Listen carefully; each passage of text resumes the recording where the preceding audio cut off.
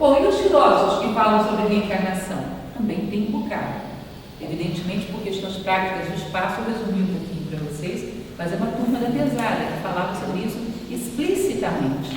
Nós vamos ver Sócrates, grande filósofo da ágora grega, aquele que fazia seus discursos em praça pública para quem quisesse ouvi-lo. Sócrates não deixa nenhuma linha escrita, vocês sabem disso. Mas é o famoso comentário que ele faz nos seus diálogos à reencarnação. Diz que uma ocasião chegaram para Sócrates e disseram o seguinte: Sócrates, de onde é que vêm os vivos? Aí ele vira e fala: ora, de onde é que vêm os vivos? De onde é que vêm os mortos? Devolve a pergunta para a pessoa: de onde vêm os mortos? E a pessoa fica espantada: de onde vêm os mortos? Ué, Sócrates, que pergunta mais besta, é claro que os mortos vêm dos vivos. Ele: mas que pergunta mais besta, é claro que os vivos vêm dos mortos. Entendente? Uma lei natural da vida é o eterno retorno. Aliás, era o costume de Sócrates, né? Ele não respondia as coisas, ele devolvia com outra pergunta, para que a pessoa raciocinasse. E aí esse guerreiro que teria voltado da morte começa a contar como era esse mundo dos mortos. Ele vai contar a respeito de como corresponde a cada um o seu fado, de acordo com aquilo que cada um fez, que nada mais é do que a lei do karma. Vai contar como os homens voltam à vida, fala a velha história que é bem conhecida de que, de fato, a perda de memória dos homens não se dá quando os homens morrem, e sim quando retornam. Isso é muito curioso, que bate exatamente com o barro do Todol tibetano, que a perda de memória dos homens não se dá quando se desencarna, assim quando se retorna. Ele conta nitidamente que os homens, para poder voltarem ao mundo, têm que atravessar o rio, que é o rio Letes, que é o rio do esquecimento. Aí ele diz: olha, há homens muito sedentos. Esses homens sedentos representam os materialistas, os homens ansiosos por experiências materiais. Esses homens sedentos, quando passam pelo Letes, bebem toda a água que eles aguentam. Ou seja, voltam esquecidinhos de tudo, não lembram de nada, porque o Letes é uma água mágica que provoca o esquecimento. Ele diz: olha, os sábios, eles são austeros, são secos, quase não têm sede. Então eles passam pelo Letes quase sem beber nada e voltam com muitas recordações. Tudo isso ele descreve de maneira muito bonita e muito interessante no último capítulo da República. Quem tem em casa, quem conhece a República de Platão, vai lá no último capítulo e leia o mito de Hera. É toda a visão de Platão da reencarnação. São os mesmos conceitos hindus, apenas com uma nomenclatura diferente. Plotino, também já na escola de Alexandria, que é um sábio muito famoso, que já na época altamente conturbada, 2 séculos depois de Cristo, Plotino está lá também ensinando, pregando na cidade de Alexandria, no Egito. Entre os seus ensinamentos, ele pregava exatamente a ideia da reencarnação.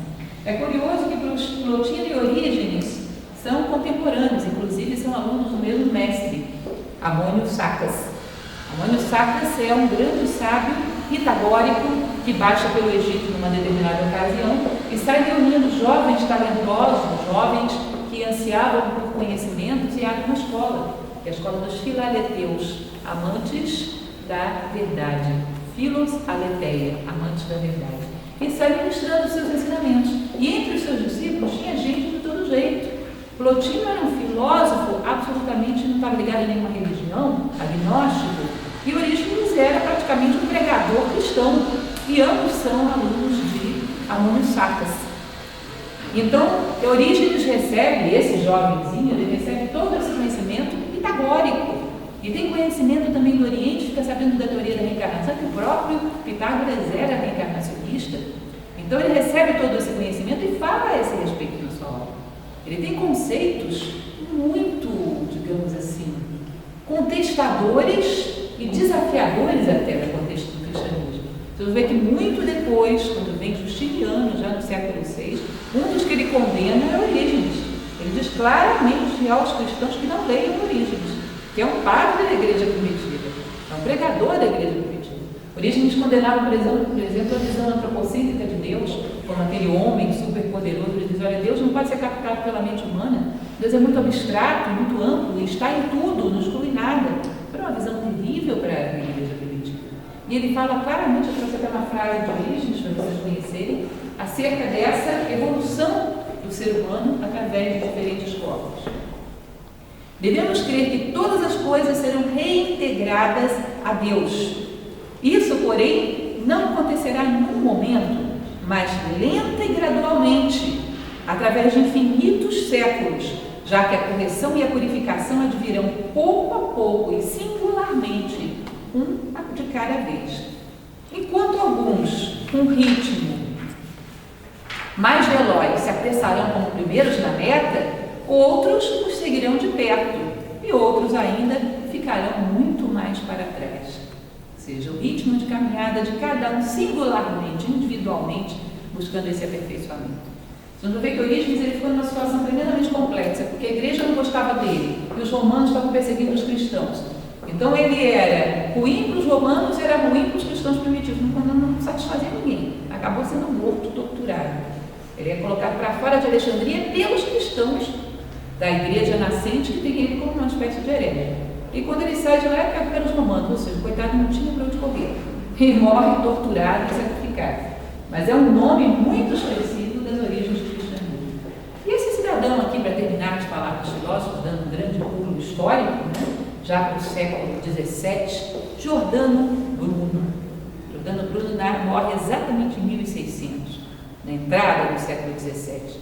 Giordano Bruno é um grande homem, muito questionador e quase um divisor de águas no final da Idade Média. Por quê?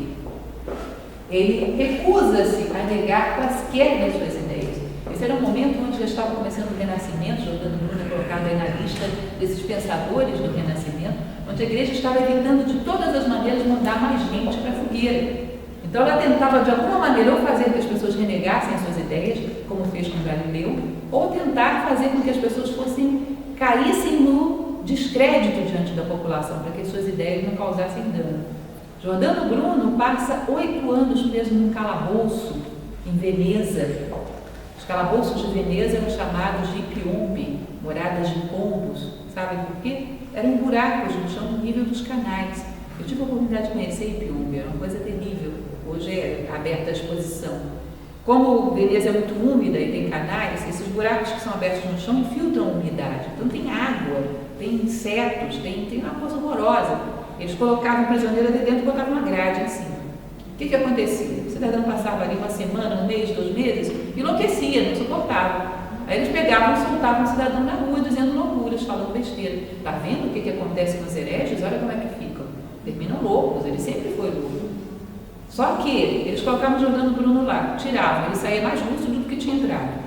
Botavam, tiravam, ele saía mais lúcido do que tinha entrado. Então ele tinha jeito, tinha que matar aquele homem. Eles não tinham interesse em matá-lo, porque isso soaria muito antipático, ele podia se tornar um Marte, mas acabou não tendo jeito. Giordano Bruno é um dos poucos já no século XVII, sacrificado da maneira como ele foi queimado vivo em Campo de Fiore, em Roma, num século onde parece apenas 60 pessoas foram mortas no século XVII na fogueira. Já era raro, mas ninguém conseguiu tirar dele a sua convicção. E uma das coisas que Giordano Bruno afirmava, que é ainda no nosso momento histórico algo desafiador, que ele vai falar muito sobre isso amanhã, vocês sabem que amanhã teremos uma palestra sobre ciência e cosmologia no Renascimento. E um dos pontos que ela vai falar bastante é sobre Giordano Bruno. Giordano Bruno acreditava assim na ideia de Copérnico, que a Terra não era o centro do sistema solar, e sim o Sol. Mas ele ia muito mais adiante, ele dizia, o Sol, realmente a Terra gira em torno dele, mas o Sol não é o centro do universo. O universo é povoado de inúmeros planetas como o nosso, com vida como o nosso. O universo é pleno de vida, e com tantas experiências a viver, o ser humano terá que passar por muitas vestimentas, a consciência humana terá que passar por muitas vestimentas até chegar ao seu ápice. Gente, isso é revolucionário ainda hoje. Que ainda hoje a ciência considera que existem inúmeros planetas no universo, isso é óbvio, constatado cientificamente, mas que haja vida para todos os lados, ainda hoje isso é discutível. Ele era muito polêmico e muito desafiador. E uma das coisas que ele falava, muito interessante, é a sua descrição da reencarnação. Ele diz o seguinte: uma vez que a alma não pode ser encontrada sem o corpo, mas todavia não é o corpo, pode estar neste ou naquele corpo e passar de corpo em corpo. Isso é uma passagem da sua defesa diante do tribunal que mandava, que ele pretendia mandá-lo para a fogueira. Vejam só, ao invés de se defender, ele simplesmente começa a dar aula das suas teorias. Ele não nega uma só das suas ideias, nenhuma ideia. Não é como o Galileu, que diante dos tribunais se viu ameaçado de morte e retrocede e volta atrás e nega tudo. Giordano Bruno, quando pede que ele faça a sua defesa, ele começa a afirmar suas ideias todas E os sacerdotes da igreja, todos organizados, mas o que é isso? Ele toma uma a uma as suas ideias. Amanhã Kelly vai falar desse discurso de julgamento. É muito bonito, é um texto bem maior do que isso, onde quando ele ouve a sua sentença de que vai de fato ser condenado à morte, ele diz que na verdade lamenta por eles, pelos sacerdotes, e não por ele. Porque ele é um homem que está seguro e sereno porque tem convicção da sua alma imortal. Já eles não têm essa convicção e não vão tê-lo mais para poder passar essa convicção para eles. Estão perdendo a única chance que tem. Então ele é de uma serenidade fantástica. É uma figura sensacional, Jordano. Também é uma das vozes que se erguem a favor da reencarnação.